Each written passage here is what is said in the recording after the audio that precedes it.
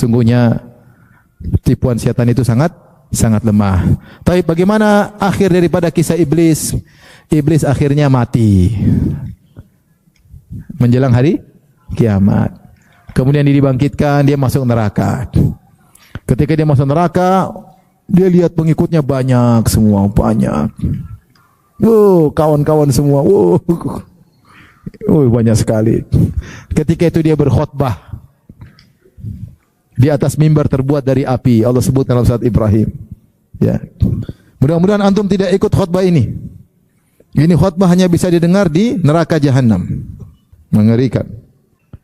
Tatkala seluruh sudah selesai keputusan, sudah dimasukkan di neraka, iblis ketemu dengan pengikutnya, maka dia berlepas diri, dia memberikan khutbah yang sangat mengena, yang buat setiap orang mendengar pasti menangis ketika mendengar khutbah tersebut. Yang tadinya hatinya keras, matanya buta, telinganya tuli, hari itu mendengar dengan jelas dan akan menangis dengan penuh penyesalan yang tiada guna. Apa kata syaitan? Sungguhnya Allah telah berjanji kepada kalian dengan janji yang benar. Saya juga janji, tapi saya menyelisihi. Saya tidak punya kekuatan untuk membuat kalian masuk neraka. Hanya saya menyeru kalian ikut. Emang iblis pernah dorong kita? Zina? Enggak pernah kan? Dia cuma bisik-bisik. Zina enak tuh, enak. Dia enggak pernah dorong kita. Dia cuma bisik-bisik. Coba ini. Saya tidak pernah punya kekuatan untuk dorong kalian, enggak pernah. Saya cuma bisik-bisik. Terus kalian manut. Jangan celah saya. Ini iblis kurang ajar enggak di akhirat nanti?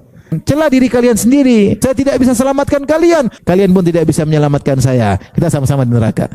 Sungguhnya aku berlepas diri dari kesyirikan yang kalian lakukan sebelumnya. Sungguhnya orang-orang zalim dapat adab yang pedih. Selesai khutbah iblis. Berikut adalah suara kajian Ustadz Firanda Andirja. Linknya terdapat pada deskripsi. Terima kasih. Penjahat terbesar di dunia, di alam semesta, dia siapa? Iblis. Tentunya kita akan menyampaikan kisah iblis ini dalam rangka untuk mengambil faedah dan pelajaran. Karena Allah Subhanahu wa taala telah berfirman, "Ya bani Adam, la yaftinannakum asyaitanu kama akhraja abawaykum minal jannah." Wahai anak-anak Adam sekalian, janganlah kalian difitnah oleh syaitan, itu oleh iblis, sebagaimana dia telah berhasil mengeluarkan nenek moyang kalian dari surga. Ya.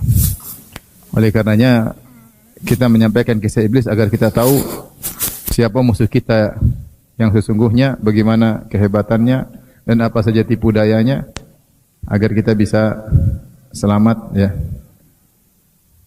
dari tipu daya syaitan.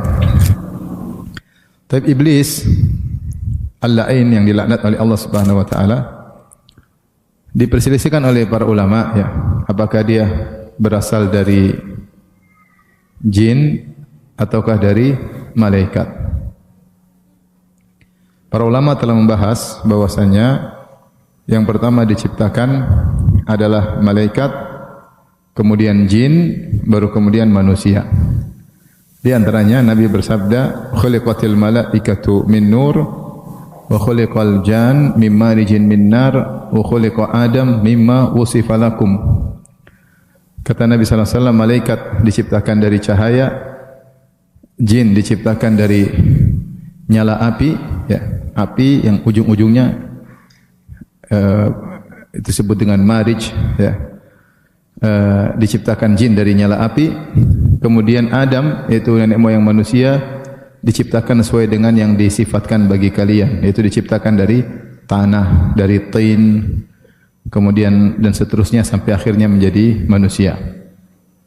Dan Allah juga telah menjelaskan bahwasanya dalam Al-Quran jin diciptakan sebelum manusia ya. Kata Allah, "Walaqad khalaqal insana min salsalin min hama'im masnun wal janna khalaqnahu min qablu min naris samum." Sungguh kami telah menciptakan manusia min salsalin dari tanah yang kering, min hama'im masnun, itu dari tanah yang sudah lama, yang didiamkan sampai berubah baunya. Allah ciptakan Adam. Kemudian Allah mengatakan wal janna khalaqnahu min qabl. Dan jin kami telah ciptakan sebelumnya min naris samum, dari api yang panas. Berarti jin diciptakan sebelum manusia. Dari sini kita tahu urutan penciptaan, malaikat dulu, baru kemudian apa? Jin, baru kemudian manusia. Nah, para ulama salaf berselisih. Iblis ini asalnya dari mana? Dari malaikat atau dari jin? Apakah kita katakan dari malaikat atau dari jin? Tetap saja iblis diciptakan sebelum Adam alaihissalam. Adapun yang mengatakan iblis dari golongan jin berdasarkan dari surat Al-Kahfi, kata Allah Subhanahu wa taala, "Wa idz qulna lil malaikati isjudu li Adam fasajadu illa iblis kana minal jinni fafasaqa an amri rabbih." Ketika kami berkata, sujudlah kepada Adam wahai para malaikat, maka para malaikat semua sujud kepada Adam kecuali iblis. Kemudian kata Allah, kana minal jinni, iblis dari jin. Fafasaqa an amri rabbih, kemudian dia pun membangkang dari perintah Allah Subhanahu wa taala. Ini pendapat kuat mengatakan bahwasanya iblis berasal dari jin. Ini mungkin terlalu kuat, dipelanin dikit kali, agak ada gemak.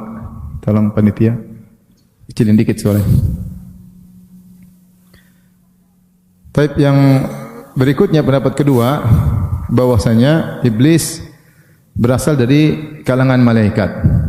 Mereka berkata iblis dari golongan malaikat dan malaikat berkabilah-kabilah, kelompok-kelompok, dan iblis berasal dari kelompok malaikat yang namanya kabilah al-jin.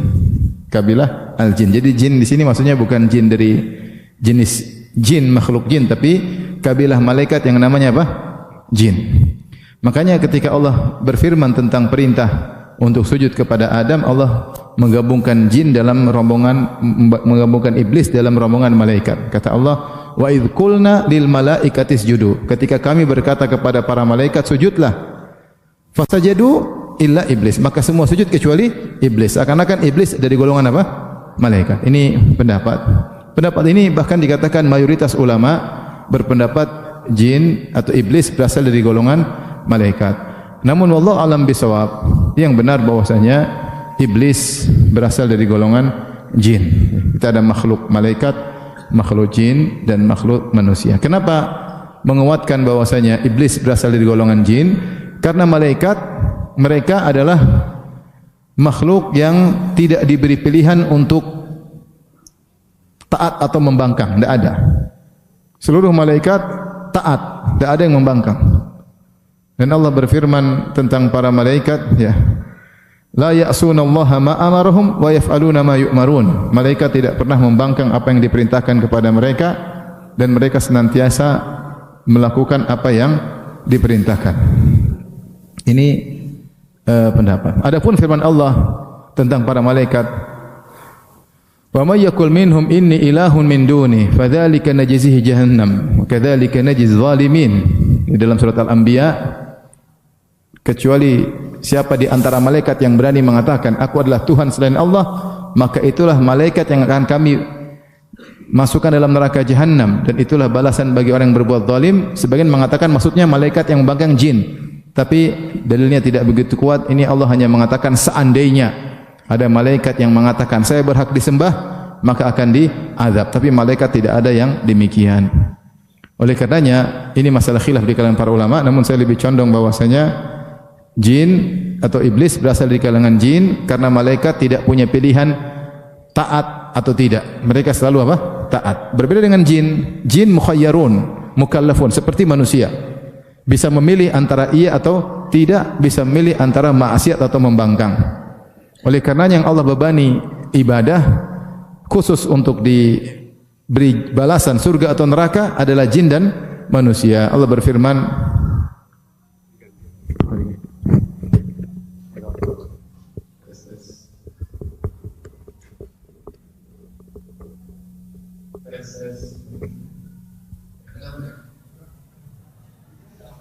saya capek pegangin. Oke. Ya, cuma dikecilin aja bisa. Enggak bisa dikecilin. Tes. Ini bukan sabotase iblis kan? coba dikecilin dikit, enggak bisa. Kecilin dikit aja. Terlalu apa? Mana panitia? Coba dikecilin. Ini baru awal nih. Tes 1 2. Tadi awal tidak terlalu besar, coba kecilin dikit.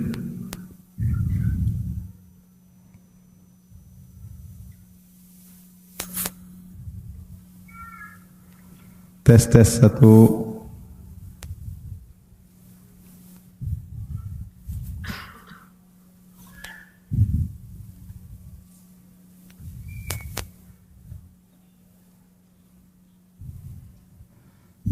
Tes 1 2. Tes 1 2. Oke. Oke, alhamdulillah. Udah pergi iblis. Baik. Kita lanjutkan. Jadi iblis sama dengan manusia, mukhayyarun, diberi pilihan iya atau tidak, taat atau maksiat. Makanya kedua makhluk ini dibebani dengan beban ibadah untuk diberi balasan. Balasan surga atau neraka. Allah Subhanahu wa taala berfirman, "Wa ma khalaqtul jinna wal insa illa liya'budun." Sungguh aku telah ciptakan jin dan manusia tidak lain kecuali untuk beribadah kepadaku. Ya. Oleh karenanya, sebagaimana manusia yang jahat masuk neraka, jin yang jahat juga masuk neraka. Allah berfirman, "Walaqad dzara'na li jahannama katsiran minal jinni wal insi lahum qulubun la yafqahuna biha wa lahum a'yunun la yubsiruna biha wa lahum adhanun la yasma'una biha ulaika kal an'ami bal hum adhal." Sungguh kami telah penuhi neraka dengan banyak jin dan manusia. Mereka memiliki hati, tidak mereka gunakan untuk berfikir tentang ayat-ayat Allah. Mereka memiliki mata, mereka tidak gunakan untuk melihat ayat-ayat Allah, dan mereka memiliki pendengaran, telinga, mereka tidak untuk mendengarkan ayat-ayat Allah. Ulaika kal an'am, mereka itu seperti hewan ternak, balhum adhal, bahkan mereka lebih besar daripada hewan ternak. Ini dalil bahwasanya jin masuk neraka sebagaimana manusia masuk neraka. Taib. Kalau manusia soleh masuk surga enggak? Masuk surga. Apakah jin soleh masuk surga? Khilaf di kalangan para ulama. Ya, kalau soleh masuk surga atau tidak, khilaf di kalangan para ulama. Yang benar wallahu alam bisawab, jin juga demikian.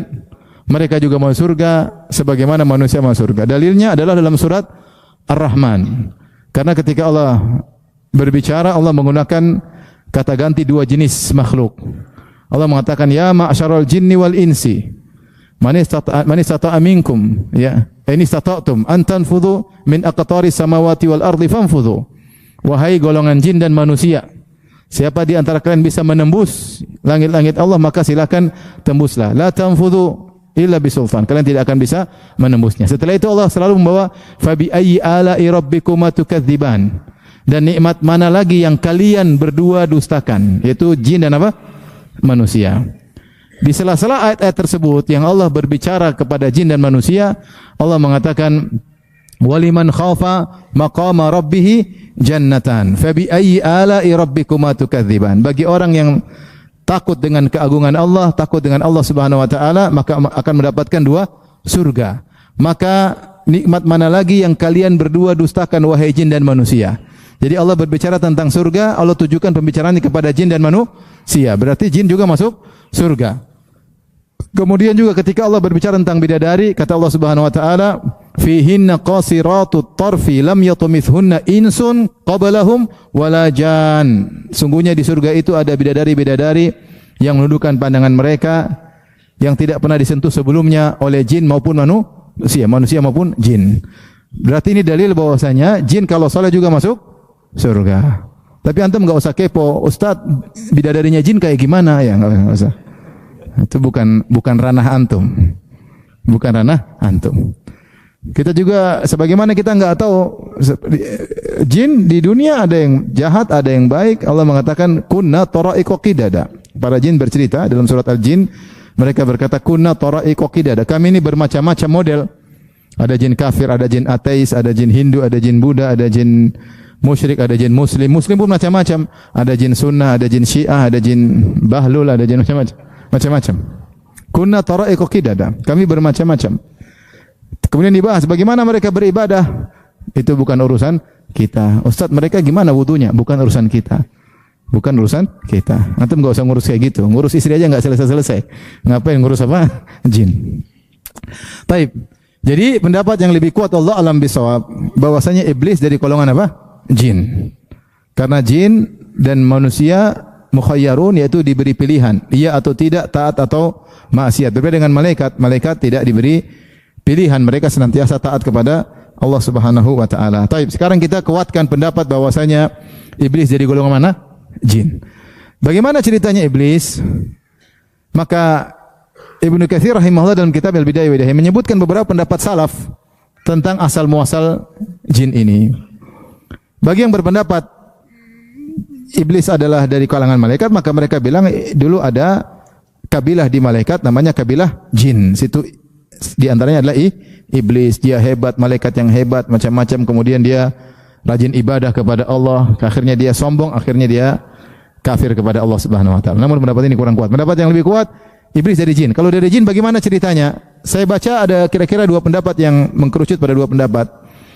Pendapat pertama, bahwasanya di dunia ini sebelumnya ada makhluk lain namanya al-hin wal bin. Apa? Al-hin bukan al-jin tapi al-hin wal bin, dua. Intinya mereka tinggal di muka bumi, kemudian mereka melakukan maksiat, maka Allah ciptakan jin untuk menyerang mereka, mengusir mereka sampai membinasakan mereka. Akhirnya bumi ditinggali oleh makhluk baru namanya jin. Makhluk baru namanya apa? Jin. Ya. Tinggallah mereka di atas muka bumi. Kemudian jin ini akhirnya lama-kelamaan juga membangkang, akhirnya melakukan kemaksiatan.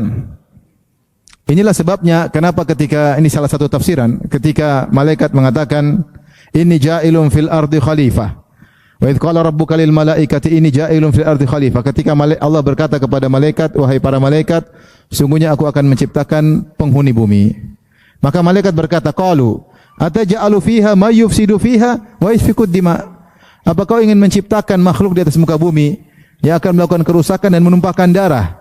Sebenarnya mengatakan, kenapa? Karena malaikat pernah tahu dulu ada kelompok jin yang tinggal di atas muka bumi, kemudian mereka bermaksiat, mereka bunuh-bunuhan, mereka melakukan kerusakan. Mereka melakukan kerusakan. Sampai akhirnya Allah kirim malaikat untuk membinasakan mereka. Allah kirimkan malaikat. Jadi dulu ada al-hin wal bin, dikirim malaikat. Malaikat dikirim jin. Jin sendiri akhirnya melakukan apa? Kerusakan. Kemudian dikirimlah malaikat untuk membinasakan mereka. Maka datanglah malaikat. Bagi yang mengatakan iblis dari kelompok jin, maka malaikat tersebut dipimpin oleh jin, oleh iblis. Tapi ini pendapat kurang kuat. Kita katakan bahwasanya iblis berasal dari golongan apa? Jin. Maka malaikat ketika menyerang iblis, menyerang jin, maka semua diusir. Mereka lari ke hutan-hutan, mereka kabur ke laut-laut. Ada jin masih kecil, namanya iblis. Dia ambil oleh malaikat dibawa ke langit. Konon namanya Azazil. Ibnu Abbas mengatakan iblis sebelum dia durhaka namanya siapa? Azazil. Diambillah oleh malaikat, tinggal di langit, maka dia beribadah kepada Allah bersama para malaikat. Ibadah, kemudian dia belajar, punya tinggi dibandingkan jin-jin yang lain. Alaihissalam. Ketika Allah menciptakan Adam alaihissalam, maka disitulah iblis kemudian sombong, angkuh, tersembunyi dalam dirinya. Ternyata dia hasad, ya. Maka Allah ciptakan makhluk baru yang langsung Allah spesialkan. Tidak pernah, baru diciptakan, tapi Allah ciptakan dengan kedua tangannya. Kemudian Allah ajarkan dia ilmu yang banyak, ya. Kemudian Allah masukkan dia dalam apa? Surga. Dan iblis sujud kepadanya, ya. Jadi datang langsung spesial, datang langsung istimewa. Inilah Adam alaihissalam, ciptakan dari tanah, Allah ciptakan Adam. Sebutkan wa 'allama Adam al-asma'a kullaha. Allah ajarkan ilmu kepada Adam, yaitu nama-nama seluruhnya. Tsumma aradahum 'alal malaikati. Kemudian Allah tampakkan kepada para malaikat. Faqala ambi'uni bi asma'i haula in kuntum shadiqin. Wahai malaikat, sebutkan nama-nama benda-benda ini kalau kalian memang benar. Qalu la ilma lana illa ma 'allamtana. Innaka antal alimul hakim. Maka mereka mengaku, ya Allah, kami tidak tahu ilmu tentang benda-benda ini. Kalau kau tidak ajarkan kepada kami, kami tidak tahu. Saat itulah nampak kemuliaan Adam. Allah mengatakan, qala ya Adam ambihum bi asma'ihim. Wahai Adam, kabarkan kepada para malaikat nama benda-benda ini. Maka Adam jelaskan namanya ini, namanya ini, namanya ini, namanya. Adam punya ilmu yang malaikat tidak punya. Maka ketika itu Allah berkata, sujudlah kepada Adam. Kenapa Adam mulia? Dia punya ilmu yang tidak dimiliki oleh para malaikat. Disitulah ketika disuruh sujud, iblis tidak mau. Allah mengatakan fasajadu illa iblis. Semua sujud kecuali iblis. Kenapa dikatakan kecuali iblis? Karena iblis dalam rombongan malaikat. Dia iblis ini jin spesial. Jin paling top. Jin paling alim. Jin paling rajin ibadah. Ribuan tahun beribadah sebelum Adam diciptakan. Tapi dia hasad ada pendatang baru yang lebih top daripada dia. Yang ternyata punya ilmu yang dia tidak dimiliki. Yang ternyata diciptakan langsung dengan kedua tangan Allah Subhanahu wa taala. Maka disitulah nampak dia pun hasad kepada Adam. Ini pelajaran bagi kita. Terkadang seorang merasa dirinya ikhlas kepada Allah, ternyata tidak. Ketika datang pendatang baru yang lebih hebat dari dia, ternyata dia hasad. Berarti ternyata dia bukan karena Allah, tapi karena sanjungan manusia. Ya. Ini penyakit berbahaya yang bisa menimpa siapa saja. Maka hasadlah iblis, cemburu kepada Adam. Ya, maka dia tidak mau sujud. Dia tidak mau sujud. Padahal dia tahu resikonya bahaya. Resikonya kalau dia tidak taat kepada Allah, dia akan dimasukkan dalam neraka jahanam. Namun dia tidak peduli. Tidak peduli. Yang penting saya tidak mau tunduk kepada Adam. Bahkan dia mengkritik Allah. Dia mengatakan, ya, ana khairu minhu, ya. Ya. Ma mana'aka alla tasjuda lima khalaqtu bi yadayya. Allah bertanya, wahai iblis, apa yang menghalangi engkau untuk sujud kepada Adam yang aku ciptakan dengan kedua tanganku? Ini spesial. Harusnya kau sujud sama dia. Malaikat saja sujud. Malaikat yang tidak pernah membangkang sujud kepada Adam, kenapa kau tidak mau? Kata iblis, ana khairu minhu. Saya lebih baik daripada Adam. Khalaqtani min nar wa khalaqtahu min tin. Kau ciptakan aku dari api, sementara kau ciptakan Adam dari apa? Tanah. Ini juga menguatkan iblis dari jin. Karena malaikat diciptakan dari cahaya. Sementara iblis mengatakan aku diciptakan dari apa? Api. Berarti iblis dari golongan jin. Ya. Menurut iblis, api lebih baik daripada tanah. Api lebih baik daripada tanah. Karena asal penciptaan lebih baik, maka hasil ciptaan harusnya juga lebih baik. Maka hasil lebih baik, harusnya yang sujud adalah yang kurang baik kepada yang lebih baik. Ini logika iblis. Sekarang ada api, ada apa? Tanah. Menurut iblis mana yang lebih bagus? Api. Api lebih bagus. Karena asal muasal dari yang lebih bagus, asal penciptaan lebih bagus, maka ciptaannya pun harusnya lebih bagus. Berarti menurut dia kalau begitu, kalau saya berasal dari api, Adam dari tanah, dan api lebih daripada tanah, berarti saya lebih baik daripada apa? Adam. Selanjutnya, kalau saya lebih baik daripada Adam, harusnya yang kurang baik sujud kepada yang lebih baik. Faham? Harusnya demikian. Di sini dia protes kepada Allah, dan disebutkan dia yang pertama kali menggunakan logika kias yang rusak untuk menolak dalil yang jelas. Sudah jelas Allah suruh kamu sujud kepada Adam. Dia tidak mau. Sudah jelas perintah Tuhan. Tapi dia menggunakan logikanya. Makanya dibantah oleh para ulama, dibantah oleh anak-anak Adam. Adam tidak sempat membantah. Tapi anak-anak Adam apa membantah. Mereka mengatakan iblis. Wah iblis, siapa bilang kau lebih baik daripada nenek moyang kami? Siapa yang bilang api lebih baik daripada tanah? Api tidak tenang, bergerak-gerak, sifatnya merusak. Tanah tidak, tanah tenang, menumbuhkan pepohonan, tempat tinggal hewan-hewan, tempat tinggal makhluk hidup. Lebih bagus mana? Tanah apa api? Tanah lah. Bilang tanah, ente bela Adam. Ngapain bela iblis? Bagus mana? Tanah apa api? Tanah. Tanah tenang, banyak manfaat dari tanah, timbul berbagai macam makhluk hidup tinggal tidak di atas tanah banyak, lebih bagus daripada api. Api tidak jelas, bergerak-gerak, tidak bisa diatur. Ya. Ini yang pertama. Yang kedua, kalaupun asal baik, nenek moyang asal penciptaan baik, belum tentu hasilnya lebih baik daripada asalnya. Terkadang betapa banyak asalnya baik, turunannya tidak baik, ya enggak? Banyak. Ada nabi ternyata anaknya kafir seperti Nabi Nuh alaihissalam. Asalnya baik, turunannya ternyata tidak baik. Taruhlah kita bilang api lebih baik daripada tanah, tapi tidak semua yang berasal dari api baik. Jin ada jin baik, ada jin buruk. Kamu jin buruk ya iblis. Taruhlah kita bilang api lebih baik daripada tanah, bukan berarti turunannya lebih baik daripada turunan tanah, ya. Dan kamu termasuk turunan yang tidak baik. Bantahan berikutnya, taruhlah bahwasanya setan iblis lebih baik daripada Adam, tapi sekarang di hadapun ada perintah Tuhan mengujimu untuk tunduk kepada yang kurang baik daripada kamu. Ini taruhlah. Mana yang lebih baik, kamu atau malaikat? Mana lebih baik, api atau cahaya? Cahaya. Malaikat lebih baik daripada kamu, tapi malaikat saja mau sujud kepada Adam. Kenapa kau tidak mau? Di sini namanya dalam istilah fikih namanya kiasun fasidul i'tibar. Kias fasidul i'tibar itu kias secara analogi oke, tapi ternyata bertentangan dengan dalil yang jelas. Ternyata bertentangan dengan dalil yang jelas. Maka ketika ada dalil yang jelas tegas, logika tidak boleh dipakai. Karena bertentangan dengan dalil, namanya fasidul i'tibar, yaitu sisi pendalilannya rusak. Ya. Taruhlah kamu lebih afdal daripada Adam, kamu harus tunduk kepada perintah Tuhan. Karena Tuhan bisa saja perintah kamu untuk mengujimu.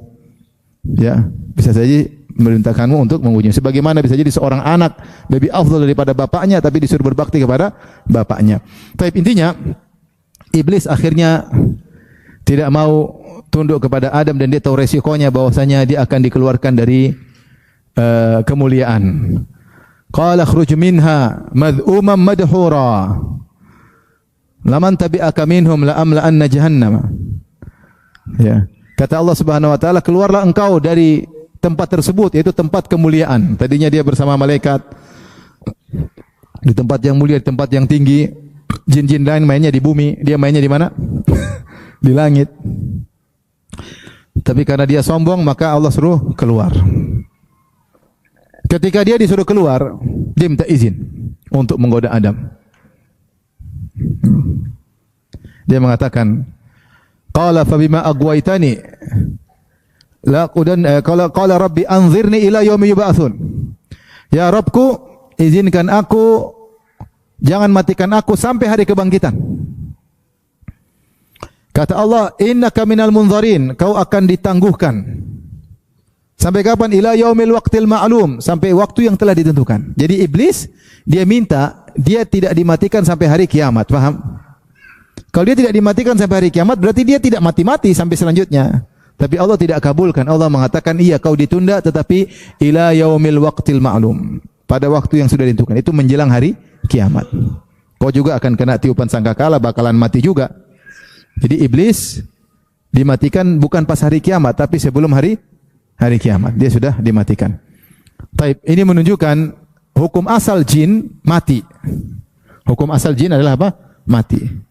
Adapun umur mereka berapa sampai berapa, itu yang saya tidak pernah tahu. Tidak pernah ngobrol juga sama mereka.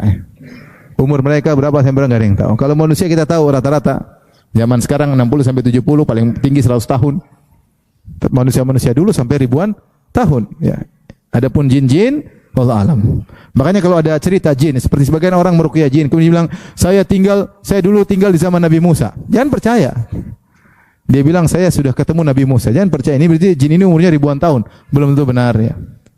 Belum tentu benar. Ada yang mengatakan, saya tinggal di zaman sahabat. Belum tentu benar.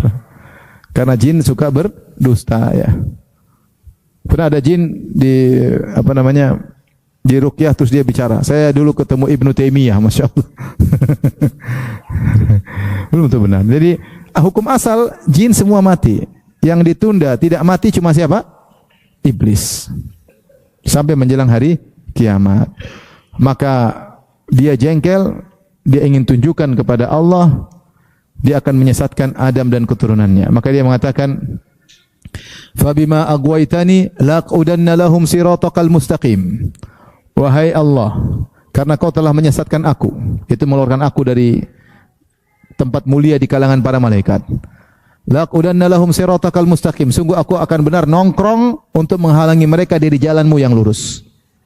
Tsumma la'atiyannahum min baini aydihim. Aku akan datangi mereka dari depan. Kata para ulama, maksudnya aku akan menggoda mereka sehingga mereka ragu tentang akhirat. Ragu. Mau sedekah ragu-ragu, ada balasannya di akhirat atau tidak. Dibuat ragu tentang akhirat.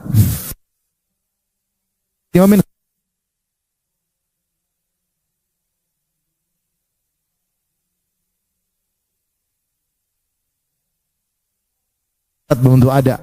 Ya, yang di depan mata di depan mata aja dulu dikerjain. Jadi pikirnya dunia terus. Min baini aini wa an aimani man syama'ilihim. Dari sebelah kanan yaitu aku akan memberikan syubhat kepada mereka urusan agama, bikin syubhat. Wa an aimanihim, dari sebelah kiri maksudnya aku akan menghiasi maksiat sehingga maksiat terasa indah di mata mereka. Wala tajidu aktsarahum syakirin. Kemudian dia bersumpah di hadapan Allah, dan kau tidak akan mendapati kebanyakan mereka bersyukur. Kebanyakan mereka tidak bersyukur. Ini janji iblis di depan Allah Subhanahu wa taala. Dalam ayat yang lain iblis berkata, "Bima aghwaytani la uzayyinanna lahum fil ardi wa la ughwiyannahum ajma'in." Ya Allah, karena Engkau telah menyesatkan aku, sungguh aku akan menghiasi maksiat bagi mereka di atas muka bumi, dan aku akan menyesatkan mereka seluruhnya. Kata para ulama, iblis menghiasi maksiat sampai seorang kalau tidak bermaksiat dia merasa tersiksa. Iblis buat mereka kecanduan terhadap maksiat. Dan demikianlah manusia, anak-anak Adam, kecanduan maksiat. Ada yang kecanduan nonton, kecanduan narkoba, kecanduan macam-macam. Kecanduan zina, kecanduan korupsi. Udah kaya masih korupsi melulu ya. Kecanduan, mau diapain? Kecanduan gila jabatan, kecanduan riya, kecanduan maksiat, kecanduan bid'ah, kecanduan maksiat, kecanduan. Ya. Kenapa? Karena dihiasi oleh syaitan. La uzayyina lahum fil ardi. Ini janji iblis. Dan ternyata janji iblis terjadi. Kebanyakan manusia ikut iblis. Makanya Allah mengatakan, "Wa laqad saddaqa 'alaihim iblisu dhannahu fattaba'uhu illa fariqan minal mu'minin." Dan sungguh iblis telah membenarkan janjinya, persangkaannya. Maka kebanyakan orang mengikuti iblis kecuali sekelompok kaum mukminin. Dan Allah telah berkata, "Wa qalilun min ibadiyas syakur," hanya sedikit dari hamba-hambaku yang bersyukur. Kebanyakannya ikut iblis. Kebanyakan ikut iblis. Kenapa bisa banyak orang ikut iblis? Karena iblis memang hebat. Ini kita mau jelaskan kehebatannya. Jalan-jalannya agar kita waspada. Baik, kita lanjutkan. Jadi iblis marah. Akhirnya iblis berjanji untuk menyesatkan Adam. La tanikanna dzurriyyatahu, ya. Kau akan menyesatkan apa? Keturunannya, ya. Intinya iblis mulai dengan menggoda Adam. Maka Adam dimasukkan oleh dalam surga, diciptakan baginya istrinya Hawa. Kemudian Allah ingatkan kepada Adam karena iblis sudah berjanji ingin menggoda Adam, menyesatkan Adam dan keturunannya.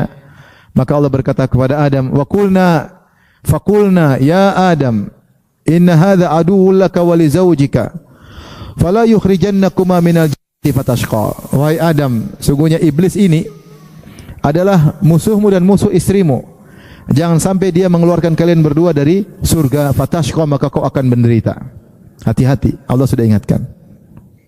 Kemudian Allah mengatakan, "Innalaka alla tajua fiha wala ta'ra." Sungguhnya kau di surga, kau tidak akan lapar. Wala ta'ra, kau tidak akan telanjang. Wa annaka la tathma'u fiha wala tadha, dan kau tidak akan kepanasan dan kau tidak akan kehausan.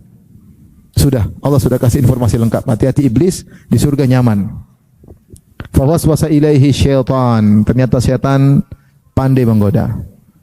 Dalam ayat yang kata Allah Subhanahu wa taala, "Wala taqrabu hadhihi syajarata fatakuna minadh dhalimin." Janganlah kalian berdua mendekati pohon ini.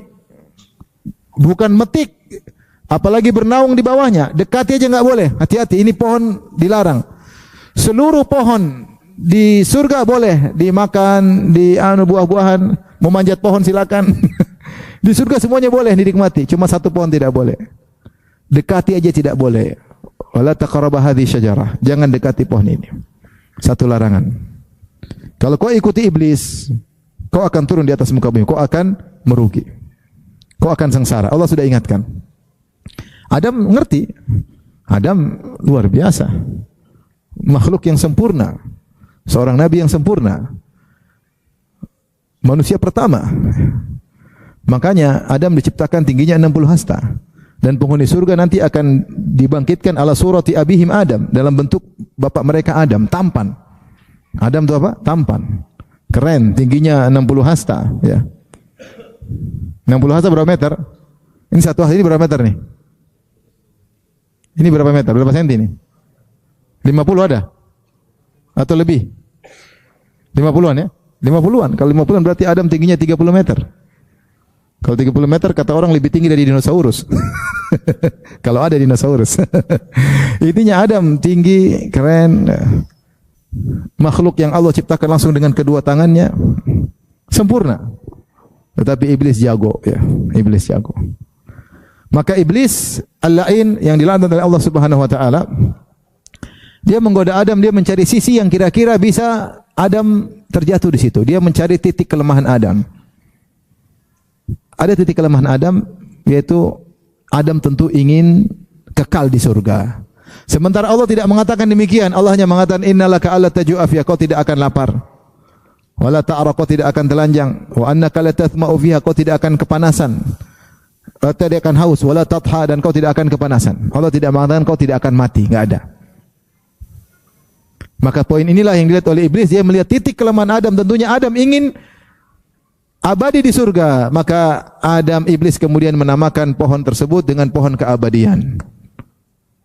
Allah berkata, "Fawaswasa ilahi syaitan, qala ya Adam, hal adulluka ala syajaratil khuldi wa mulkin la yabla."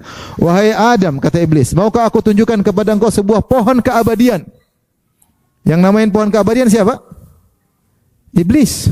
Itu pohon terlarang. Allah bilang ini pohon terlarang. Kata iblis, ini pohon apa? Keabadian. Wa mulkin la yabla, dan kerajaan yang tidak akan sirna. Kalau kau mau abadi, ingin selamanya di surga, makan nih pohon, makan nih buah. Adam digoda. Belum pernah digoda sebelumnya Adam. Ini godaan pertama. Yang goda langsung bosnya, iblis. Iblis mengerahkan seluruh tenaganya. Iblis mengatakan, "Akta Allah wa qasamahuma inni lakuma laminan nasihin fadallahuma bighurur." Iblis bersumpah, demi Allah ya Adam, subhanallah, dia nekat bersumpah. Sumpah palsu. Demi Allah ya Adam, saya ini benar-benar ingin kebaikan bagi kamu. Kamu kan enak di surga. Istrimu enak kan? Ya, nanti kalau bagaimana kalau kau mati, kalau kau ini makan biar abadi. Demi Allah, inni lakuma laminan nasihin. Kalau bahasa Indonesia artinya sungguh-sungguh aku ini benar-benar ingin kebaikan bagimu, penasihat bagimu. Adam goyang. Hawa goyang. Makanya Allah mengatakan fa'akala minha. Akhirnya mereka berdua apa? Makan. Fabadat lahuma sawatuhuma, tiba-tiba terlihat aurat mereka. Mereka melanggar. Adam langsung sadar.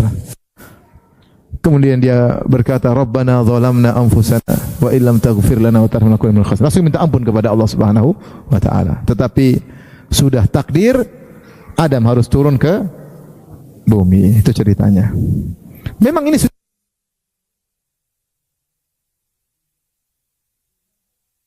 Allah menciptakan, sebelum menciptakan Adam, Allah kabarkan kepada malaikat. Kata malaikat, sungguh aku akan menciptakan manusia atau di langit, di bumi. Ternyata ketika Allah ciptakan, realnya Allah ciptakannya di langit. Bahkan Allah masukkan surga. Tapi Allah sudah bilang akan ciptakan di mana? Berarti dia harus turun ke bumi. Bagaimana caranya urusan Tuhan.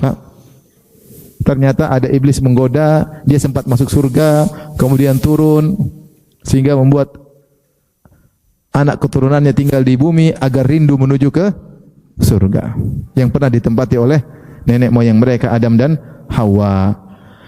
Maka akhirnya Adam dan Hawa pun turun, iblis pun turun.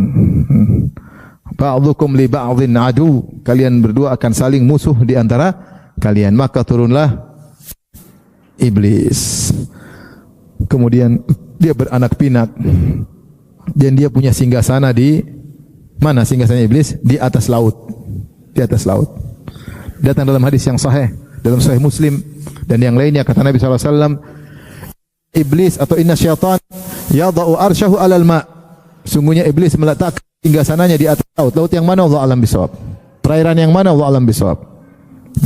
Tsumma yab'atsu sarayahu, kemudian dia mengutus anak buahnya untuk menggoda manusia. Fa'adhahum minhu manzilah, ya, atau fa'adanahum minhum manzilah a'dhamuhum fitnah. yang paling dekat kedudukannya dengan iblis adalah anak buahnya yang paling besar fitnahnya. Maka diutus menggoda. Fayaji ahaduhum. Setelah mereka menggoda, mereka laporan. Jadi iblis menjalankan godaannya dengan terkoordinir. Terkoordinir ya. Mana ada ini, ada apa namanya? Ada anak buahnya, ada ini. Semuanya laporan pada laporan. Ada yang berkata, iblis saya sudah gini. Kata iblis, belum apa-apa. Lagi. Semangat lagi. Siapa yang berhasil dikasih mahkota oleh iblis. Datang lagi iblis, saya sudah begini. Kata iblis, belum. Sampai ada yang datang, ya iblis, saya terus goda dia sampai dia ceraikan istrinya. Kata iblis, nikma anta, ente setan top. Sini. Dikasih pakai mahkota, top ente. Dalam sebagian riwayat dibaca na'am anta. Nikma anta atau na'am anta, ente benar, ente ini yang jagoan. Jadi iblis memberi apresiasi kepada kepada setan-setan yang berhasil menggoda manusia. Nah, itulah iblis. Dan sini kita tahu bahwasanya iblis adalah dari golongan apa? Jin. Sementara jin kunna tara'iqa qidada, ada jin baik, ada jin yang buruk. Iblis salah satu dari jin, dan jin bermacam-macam, ada yang baik, ada yang buruk. Jin yang buruk namanya syaitan. Jadi syaitan bukan iblis. Iblis adalah yang kita sudah ceritakan tadi. Syaitan adalah sifat bagi jin yang buruk atau manusia yang buruk. Allah berfirman, wa kadzalika ja'alna likulli nabiyyin aduwan syayatinal insi wal jinni yuhi ba'dhum ila ba'dhin zukhrufal qawli gurura. Kata Allah, demikianlah kami telah menjadikan bagi setiap nabi musuh-musuh syaitan manusia dan syaitan-syaitan jin yang saling menguatkan di antara mereka. Jadi syaitan itu ada syaitan jin, ada syaitan apa? Manusia. Orang yang buruk disebut juga dengan apa? Syaitan. Disebut juga dengan syaitan. Jin yang buruk disebut juga dengan syaitan. Jadi dari sini kita tahu iblis adalah jin yang panjang umur. Adapun jin macam-macam, ada yang baik, ada yang buruk. Yang buruk namanya syaitan. Manusia juga begitu, manusia yang baik, ada manusia yang buruk. Manusia yang buruk disebut juga dengan apa? Syaitan. Jadi syaitan itu sifat. Adapun bangsanya dari bangsa jin. Iblis adalah jin yang umurnya dipanjangkan. Adalah umur yang dipanjangkan. Taib. Setelah iblis turun atas muka bumi, maka kemudian dia melancarkan kegiatannya untuk merusak manusia dengan berbagai macam metode, dengan berbagai macam cara.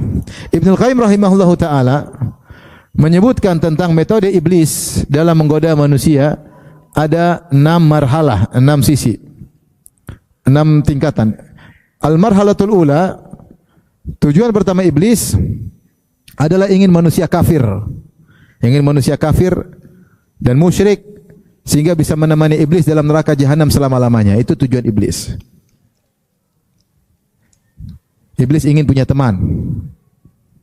Supaya bisa menemani iblis selama-lamanya, maka orang tersebut harus kafir dan musyrik. Kedua, kalau ternyata seorang tidak bisa kafir atau musyrik, kata Ibnu Qayyim, maka iblis akan menjerumuskan dia dalam bid'ah. Sebelum maksiat. Kenapa kalau bid'ah? Bid'ah itu sebenarnya maksiat sama aja. Cuma bid'ah diyakini oleh pelakunya ini kebaikan. Oleh karenanya orang kalau terjerumus dalam bid'ah susah untuk taubat karena dia merasa benar. Ya, makanya Sufyan Ats-Tsauri mengatakan al-bid'atu ahabbu ila syaitan minal ma'siyat. Bid'ah lebih disukai oleh syaitan daripada maksiat. Kenapa? Karena maksiat yutabu minha. Orang melakukan maksiat mungkin bertaubat karena dia merasa bersalah. Adapun pelaku bid'ah tidak mau bertaubat karena dia merasa tidak bersalah. Melakukan bid'ah dia merasa di atas kebenaran. Kalau ternyata tidak terjerumus dalam bid'ah, maka iblis pada marhalah ketiga berusaha seorang terjerumus dalam dosa besar. Dalam dosa besar yang membinasakan, seperti zina, riba, membunuh, durhaka kepada orang tua dan lain-lain ya. Menzalimi orang lain, ini semua dosa-dosa besar. Kalau ternyata ini yang keberapa? Yang ketiga. Kalau ternyata tidak berhasil menjerumuskan dalam dosa besar, iblis beranjak pada tahapan yang berikutnya, yang keempat, dosa-dosa kecil. Dosa kecil. Meskipun dosa kecil, tapi kalau banyak membinasakan. Makanya kata Nabi sallallahu alaihi wasallam, "Iyyakum wa muhaqqaratiz dzunub." Fa innahunna idza ijtama'na 'inda ar-rajul yuhliknahu. Hati-hatilah kalian dengan dosa-dosa kecil yang diremehkan. Sungguhnya kalau sudah berkumpul banyak akan membinasakan pelakunya. Kecil-kecil, ranting kecil-kecil, tapi kalau kumpul banyak dibakar jadi api yang besar. Nah, ada orang mungkin sama dosa besar takut, dosa kecil berani, tapi keseringan. Kalau tidak berhasil juga dosa-dosa kecil, maka iblis tidak putus asa. Maka iblis kemudian membuat dia sibuk dengan perkara-perkara yang mubah sehingga dia ghaflah. Sibuk main melulu, sibuk jalan-jalan melulu, sibuk ngobrol terus. Pokoknya main-main terus, berlebihan daripada yang sewajarnya. Main sepeda main terus enggak pulang-pulang. Kapan zikirnya, kapan baca Qur'annya, kapan belajarnya, main melulu, ya, main terus. Mancing tiap hari mancing. Kalau nelayan iya, nelayan enggak apa-apa mancing cari nafkah. Ini enggak ada bukan nelayan. Tiap hari mancing melulu ke tengah laut, mancing 1 jam, 2 jam nunggu, balik tiap hari. Kalau sekali-sekali bagus, refreshing. Tiap hari habis waktu. Kecuali ente nelayan enggak apa-apa. Habis waktu enggak? Habis waktu. Mubah, mancing boleh, tapi kalau terlalu sering habis waktu. Ya. Olahraga berlebihan, olahraga melulu terus enggak berhenti. Habis waktu, kecuali ente atlet. Akhirnya perkara-perkara mubah terlalu berlebihan sehingga tidak sempat belajar, tidak sempat baca Quran, tidak sempat berzikir. Ya, repot. Tidak sempat puasa sunnah, tidak sempat sholat malam. Terlalu banyak kegiatan mubah, ketiduran, capek, keletihan, sehingga banyak tertimpa dengan ghaflah. Ghaflah itu lupa berzikir kepada Allah. Kalau tidak bisa juga, kata Ibnu Qayyim yang keenam, dia beribadah, maka dia disibukkan dengan ibadah yang kurang afdal sehingga meninggalkan yang lebih afdal. Ya. Kurang afdal meninggal lebih afdal. Contoh, dia punya orang tua di rumah. Ini kan luar biasa. Berbakti sama orang tua ngurus. Ini malah sibuk urus anak yatim. Orang tuanya tidak dia urus, padahal orang tua berbakti sama orang tua pahalanya besar sekali. Dia malah ngurus anak yatim. Dia di rumah ada istrinya, bukannya sayang sama istrinya malah sayang sama janda. Padahal Rasulullah bersabda, khairukum li ahli. Sebaik-baik kalian yang terbaik bagi apa? Istrinya. Istrinya dia cuek, jarang ditelepon, jarang diurus. Sama janda intens. Alasan mau bantu. Ya benar, bantu janda bagus, tapi yang lebih afdal adalah kerabat, apalagi suami, istri dan anak-anak lebih utama. Jadi iblis membuat dia lalai dari yang lebih afdal menuju kepada yang mafdul, yang kurang afdal. Ini marhala disebutkan oleh Ibnu Qayyim tentang cara iblis menggoda manusia. Yang pertama tadi apa? Syirik atau kufur. Yang kedua bid'ah. Yang ketiga dosa besar. Yang keempat dosa kecil. Yang kelima mubah keberlebihan. Yang keenam meninggalkan yang afdal, melakukan yang kurang afdal. Ini diantara metode iblis. Oleh karenanya iblis, begitu Nabi Adam diutus, dia mulai menggoda. Akhirnya anak Adam digoda, Qabil dan Habil, sebagaimana kita tahu kisahnya. Watul alaihim naba'a bani Adam bil haqqi idh qarraba qurbanan fatuqbila min ahadihima wa lam yutaqabbal min al-akhar qala aqtulannak. Ceritakan kepada mereka tentang kisah dua anak Adam, satu Qabil, satu Habil. Dua-duanya disuruh memberikan persembahan kepada Allah. Ya. Maka fatuqbila min ahadihima, persembahan Habil diterima oleh Allah. Walam yutaqabbal min al-akhar, persembahan Qabil tidak diterima. Maka dia pun hasad, qala qutulanak, saya akan bunuh engkau. Akhirnya dia bunuh adiknya sendiri. Pertama kali terjadi pembunuhan di atas muka bumi. Qabil membunuh Habil karena hasad kepada adiknya. Akhirnya dia bingung bagaimana melakukan dengan jasad adiknya. Ternyata datang faba'atsallahu ghuraban, datanglah burung gagak, kemudian menggali, menguburkan burung yang lain. Maka dia lihat, oh caranya harus dikubur. Ini maksiat pembunuhan pertama kali terjadi. Qabil membunuh Habil. Makanya Rasulullah SAW mengatakan tidak seorang anak Adam pun membunuh kecuali si Qabil juga mendapatkan bagian dosanya. Karena dia yang pertama kali, awwalu man sannal qatal, dia yang pertama kali mencontohkan membunuh manusia yang lain. Maka seluruh dosa pembunuh tanpa dengan kezaliman dipikul dosanya juga oleh siapa? Oleh anak Adam si Qabil, ya. Tetapi tidak ada kesyirikan. Maksiat terjadi, mungkin zina, mungkin ini, mungkin mungkin berdusta. Namanya manusia. Manusia diberi syahwat, diberi ini, Terus dan makhluk manusia juga bermacam-macam. Sampai 10 kurun generasi tidak ada kesyirikan. Ketika generasi berikutnya ke-10 generasi ke-11, maka di zaman Nabi Nuh alaihissalam baru terjadi kesyirikan. Kata Ibnu Abbas, baina Adam wa Nuh asyrat kurun. Antara Adam dan Nuh ada 10 generasi, namun tidak terjadi kesyirikan. Iblis belum bisa berhasil menjerumuskan manusia dalam kesyirikan. Manusia juga tidak banyak, cuma sedikit. Maka akhirnya di zaman Nabi Nuh ada orang-orang soleh. Namanya Wat, Suwa, Yaguth, Ya'uq, Nasr. 5 orang. Ini orang soleh semua. Wat, Suwa, Yaguth, Ya'uq, Nasr. 5 orang. Mereka ini orang-orang soleh di zaman Nabi Nuh. Ketika mereka mati, Iblis datang kepada pengikutnya, murid-muridnya, anin sabu fi majalisihim allati kanu yajlisuna fi ansaba wa sammuha bi asma'ihim. Suruh bikin patung-patung di tempat biasa mereka zikir, majelis ilmu, bikinlah patung Wat, Suwa, Ya'uq, Yaguth, Ya'uq, Nasra. 5 patung orang-orang soleh. Tujuannya pertama kali Iblis tidak suruh sembah. Iblis sabar. Jangan bilang suruh sembah. Jadikan sebagai untuk kenangan, untuk motivasi. Setiap lihat mereka semangat untuk apa? Beribadah. Terus jadi mereka bangun, mereka tidak ibadahi, tapi kalau lihat, "Mas ini orang soleh dulu," ingat semangat. Lama-lama nusial ilmu dilupakan. Generasi sudah hilang, timbul generasi-generasi berikutnya, mereka lupa. Bosnya tujuan dibangun patung ini dulu untuk mengingat aja, bukan untuk diibadahi. Ketika ilmu sudah hilang, tidak ada yang mengingatkan tentang tauhid, baru setan membisiki, ini dulu patung diibadahi, kalau diibadahi maka mudah turun hujan dan yang lainnya, fa'ubidat, akhirnya diibadahi. Maksud saya, iblis sabar. Tidak langsung suruh syirik, dia pelan-pelan. Meskipun satu generasi hilang, satu generasi zaman dulu mungkin 1000 tahun atau berapa tahun. Umur dulu panjang-panjang, Nabi Adam umurnya hampir 1000 tahun. Sabar nak Bapak, karena saya umur panjang sampai menjelang hari apa? Kiamat. Iblis sabar. Akhirnya terjadi kesyirikan. Allah kirim Nabi Nuh alaihissalam. Akhirnya mereka tidak mau bertauhid. Akhirnya Allah kirimkan apa? Banjir yang menghancurkan mereka. Dan demikian terus ini berganti. Nabi lain, iblis terus berperan di situ. Terus turun datang iblis, turun Jibril beri wahyu. Datang iblis, turun Jibril beri wahyu. Datang iblis, turun Jibril. Terus sampai Nabi Muhammad sallallahu alaihi wasallam. Ketika Nabi Muhammad, iblis serius.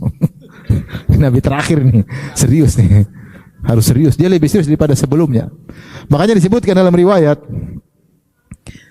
ketika Nabi Muhammad SAW semakin dakwah, semakin berkembang, orang Quraisy sudah jengkel.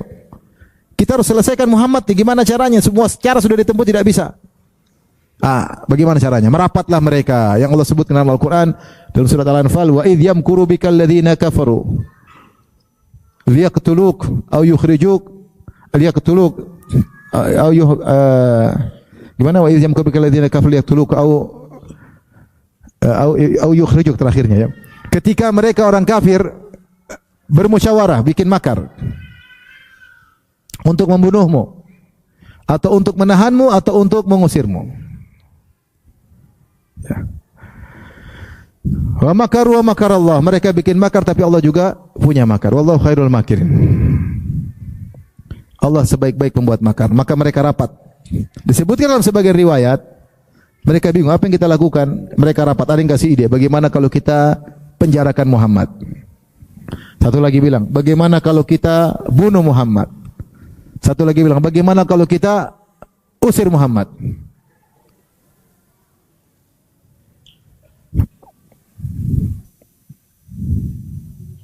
Saya penasaran ayatnya.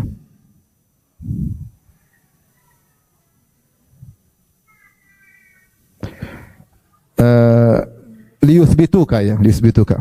Wa idh yamkuru bika alladhina kafaru liyaqtuluka aw yuthbituka aw yukhrijuk. Jadi mereka ada 3 pilihan. Kita bunuh, atau kita penjarakan, liyuthbituk, atau kita usir. Saking pentingnya rapat itu, karena ini terkait dengan Muhammad, maka iblis hadir. Saya harus hadir, kata iblis. Maka dia menjelma menjadi Syekhun Najdi. Dia jadi orang sudah tua dari Najd. Datang, mau ikut hadir. Abu Jahal, afwan, saya mau ikut hadir. Ada rapat penting. Datang, orang semua hormat sama dia. Duduk dia menjelma jadi manusia. Maka dia dengar semua pembicaraan mereka. Bagaimana ide-idenya? Kata iblis, coba kamu idenya apa? Bagaimana kalau syekh mereka nggak tahu kalau itu iblis nyamar jadi manusia. Gimana kalau kita penjarakan? Ya percuma di penjara, tidak selesai. Dia bisa ngomong, bisa kirim surat, orang bisa tersebar. Nggak bagus, nggak bagus. Ada lagi yang lain kata iblis. Ada. Gimana iblis? Ayo gimana om? Gimana? Kita bunuh saja. Wah kalau bunuh bahaya. Kalau bunuh nanti repot. Kau bunuh Bani Hashim ngamuk, terjadi perang saudara, Quraisy habis. Bani Hashim tidak sedikit, banyak. Jangan. Satu lagi. Kita usir aja. Usir tambah berkembang dakwanya. Jangan. Bingung mereka semua. Akhirnya ada satu punya ide. Entah Abu Jahal atau yang lainnya. Gini, saya punya ide. Bagaimana kalau kita kumpulkan dari 40 kabilah atau sekian puluh kabilah, perwakilan 1-2 orang, kumpulkan semua. Anak-anak muda yang kuat-kuat. Seluruh kabilah kumpulin anak perwakilan, semua tikam Muhammad sekali tikam. Kalau Muhammad sekali ditikam, darah Muhammad tersebar seluruh kabilah, Bani Hashim tidak bisa balas dendam. Kenapa? Kalau dia balas dendam, dia harus menghadapi seluruh kabilah dari Jazirah Arab. Kata iblis, top. Ini riwayat, datang dalam riwayat tapi tanpa sanad, sehingga dikatakan riwayatnya lemah. Ada yang mengatakan iblis tidak perlu hadir karena sudah ada Abu Jahal. Abu Jahal lebih jago dari iblis. Tapi intinya disebut dalam tafsir, dalam sirah, karena ini riwayat juga tidak menyelisihi riwayat yang sahih, maka sebenarnya menyebutkannya. Saking pentingnya perkara Muhammad, iblis turun tangan. Demikian juga ketika perang Badar. Ya. Allah mengatakan wa izayyanahum syaitanu a'malahum faqala la ghaliba lakumul yawma minan nasi wa inni jarul lakum. Falamma tara'atil malaikatu nakasa ala aqibaihi. Qala inni akhafullah inni ara ma la tarawun. Ketika Abu Jahal datang untuk menyerang Nabi dalam perang Badar, dia bawa 1000 orang. Kaum muslimin cuma 315. Keluar dengan sombongnya dan angkuhnya. Maka datanglah iblis menyamar menjadi seorang namanya Suraqah bin Malik bin Ju'shum. Datang dia dari Bani Mudlij. Quraisy agak takut karena Quraisy punya masalah dengan Bani Bakar Kinanah, maka dia berkata, jangan khawatir, saya ngurus mereka. Kalian akan menang. La ghaliba lakumul yaum minan nas. Kalian tidak bakalan kalah. Iblis kasih provokasi. Ayo, bunuh Muhammad. Kalian tidak bakalan kalah. Iblis turun tangan supaya Muhammad apa? Mati. Saking pentingnya bunuh Muhammad. Maka dia provokasi. Akhirnya berjalanlah. Ketika terjadi perang, ternyata malaikat turun. Iblis kabur. Kata iblis, ini aroma la taraun. Aku lihat yang kalian tidak lihat. Kabur, dia lari ke laut. Pulang ke singgasananya. Dia punya singgasana di laut, tapi laut mana saya nggak tahu. Pantai selatan kah? Pantai utara kah? Wallahu alam. Makanya ketika Nabi SAW ketemu dengan Ibnu Sayyad, Rasulullah bertanya, "Ma ra'ait? Maza tara? Apa yang kau lihat?" Kata Ibnu Sayyad, "Saya ini Nabi." Kata dia, "Saya Nabi. Ini ara arsyan fawqal ma." Saya melihat ada singgasana di atas air. Kata Nabi, "Itu iblis, tahu enggak?" Itu yang kau lihat bukan dari Allah. Iblis yang singgasananya di atas air. Makanya Ibnu Sayyid bisa nebak-nebak dia sakti karena dikasih wahyu oleh siapa? Iblis. Taib. Terus iblis menggoda sehingga banyak yang berjatuhan. Yang paling berbahaya, iblis menghiasi maksiat. Ini yang paling berbahaya. Lihatlah bagaimana manusia terjerumus pada maksiat yang tidak ada manfaatnya. Iblis menghiasi. Suatu yang tidak ada manfaatnya dihiasi sehingga menjadi apa? Menjadi indah. Kadang-kadang saya lihat nggak masuk akal, tapi ada orang melakukannya. Sederhana.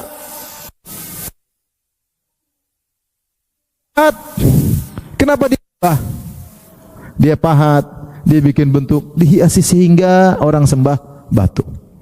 Tidak masuk akal, tapi yang nyembah miliaran. Kalau matahari masih sedikit, ada logis sedikit. Makanya burung hudhud lapor kepada Sulaiman bahwasanya Ratu Bilqis dan rakyatnya menyembah yasjudu lisyamsi min dunillah, mereka sujud kepada matahari. Wa zayyana lahumu syaitanu a'malahum fasaddahum 'anis sabil. Dan syaitan menghiasi amalan mereka sehingga mereka menyembah matahari. Mungkin syaitan bilang matahari sumber kehidupan, ini ya mungkin disembah. Tapi kalau patung, apa yang mau? Tapi demikian syaitan menghiasi sehingga orang akhirnya melakukan kesyirikan. Contoh, ada yang menyembah sapi. Kalau kita pikir ngapain sembah sapi? Coba, antum pikir, mana lebih mulia, kita atau sapi? Tapi syaitan datang menghiasi, mengatakan sapi lebih ikhlas daripada ibu. Karena ibu kata menyusui masih berharap kebaikan sang anak di kemudian hari. Kalau sapi menyusui ikhlas. Maksud saya itu terjadi, terungkap oleh mereka bahwasanya sapi lebih ikhlas daripada mama. Sehingga sapi berhak untuk disembah. Taib, setan menghiasi. Logika nggak mungkin orang minta-minta kepada mayat. Mayat itu kan nggak bisa apa-apa. Kau yang mandikan, kau yang bersihkan kotorannya, kau yang mandikan, kau yang pakaikan kafan, kau yang solatkan, kau yang basuhkan dalam kuburan, terus kau malah minta sama dia. Secara logika nggak masuk akal, tapi setan menghiasi. Ini mayat kalau sudah mati lebih dekat sama Allah, begini, akhirnya diibadahi. Setan menghiasi, nggak masuk akal. Coba ada orang di YouTube ceramah, kita harus menghormati wali fulan, mayat. Kenapa? Karena negeri ini yang jaga dia. Lah gimana? Dia aja nggak bisa menjaga dirinya. Dia aja mati nggak? Gimana orang mati jaga? Dia masih hidup aja nggak bisa apa-apa. Mau jaga satu kota, gimana mayat menjaga? Tapi banyak yang percaya. Banyak yang percaya. Setan kalau menghiasi, subhanallah, yang tidak masuk akal jadi masuk akal. Cukuplah. Bagaimana seorang bisa mengatakan bahwasanya Nabi Isa adalah anak Allah? Logika sederhana. Kalau anak harusnya mirip dengan bapaknya. Kalau benar itu anak Allah. Ya. Qul in kana lirrahmani waladun fa ana awwalul abidin, kata Allah. Katakanlah wahai Muhammad, seandainya Allah punya Tuhan, itu anak pertama kali saya sembah. Kenapa? Kalau anak pasti mirip dengan apa? Bapaknya. Bagaimana mirip? Nabi Isa lapar, Nabi Isa haus, Nabi Isa ketakutan, Nabi Isa tidak tahu perkara gaib, Nabi Isa dikejar-kejar. Gimana kejar-kejar? Tuhan dikejar-kejar.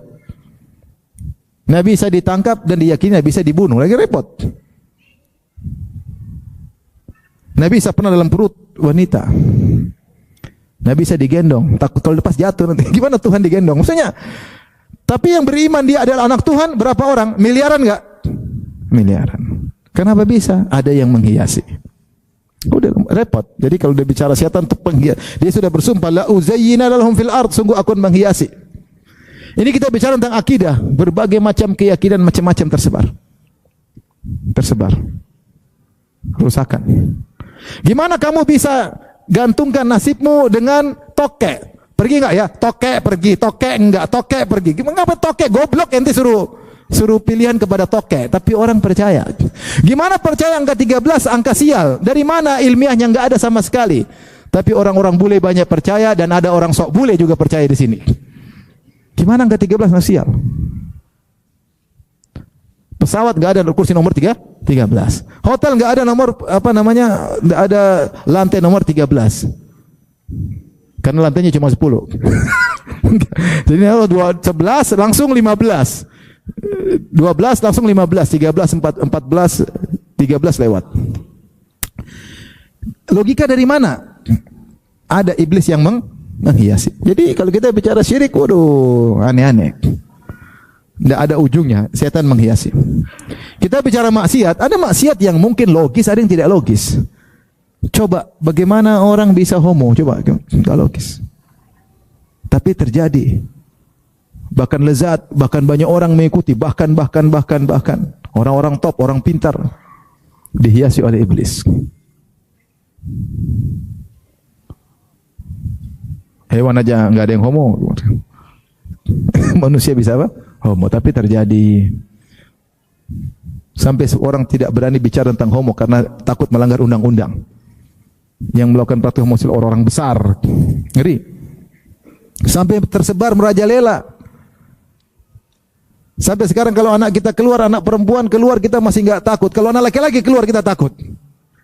Takut ditangkap sama orang homo. Mengerikan.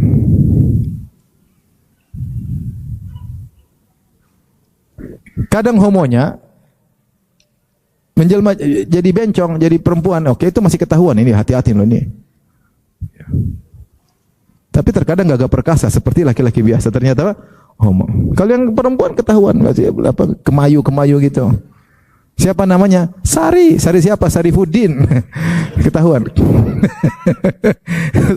Wah, maksud saya luar biasa, maksiat nih luar biasa. Khamr yang teler orang minum. Itu namanya setan menghiasi. Tapi maksiat.